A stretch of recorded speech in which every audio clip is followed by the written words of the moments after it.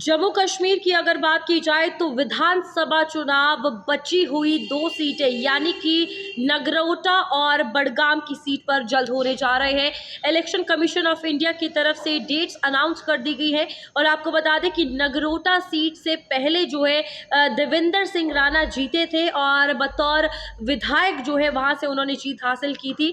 और बडगाम की बात की जाए तो जो इस वक्त हमारे चीफ मिनिस्टर है यानी कि उमर अब्दुल्ला, वो 2 सीटों से जीते थे और दोनों सीटों से उन्होंने नॉमिनेशन फाइल की थी, बडगाम और गांदरबल। और फिलहाल उन्होंने आगे जो है वो गांदरबल सीट से चले, लेकिन बडगाम सीट जो है उसके चलते खाली थी। तो काफ़ी समय से लगातार जो है इसका इंतज़ार था कि ये 2 सीटें जो देवेंद्र सिंह राणा की डेथ के बाद खाली थी और उमर अब्दुल्ला ने जो 2 सीटों पर चुनाव लड़े उसमें से 1 सीट लेनी थी और वो गांदरबल की चूज़ उनकी तरफ से की गई, क्योंकि वहाँ से ही उनका शुरू से रहा है। अगर पूरी फैमिली की बात की जाए तो लगातार वो वहीं से चुनाव लड़ते हुए आए हैं और इस बार दोनों सीट पर उमर अब्दुल्ला की जीत हासिल हुई थी। हालांकि सरकार भी अभी उनकी है।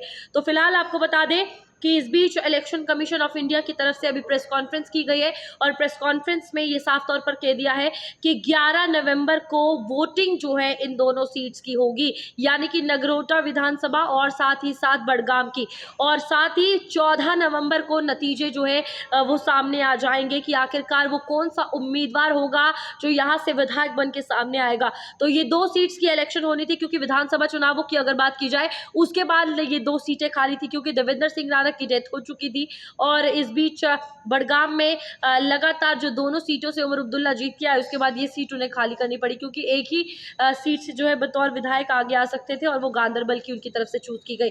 तो आपको बता दें कि 11 को वोटिंग जो है वो जम्मू कश्मीर में होगी नगरोटा और बडगाम के लिए और वहाँ की कॉन्स्टिट्यूएंसी में लोग जो है वोट डालने जाएंगे। इस बीच आपको क्या लगता है इस बार कौन सा चेहरा होगा जो बतौर विधायक नगरोटा या फिर बडगाम से आगे होगा? कौन सी पार्टी की इस बार जो है वो ज़्यादा चांसेस लग रहे हैं?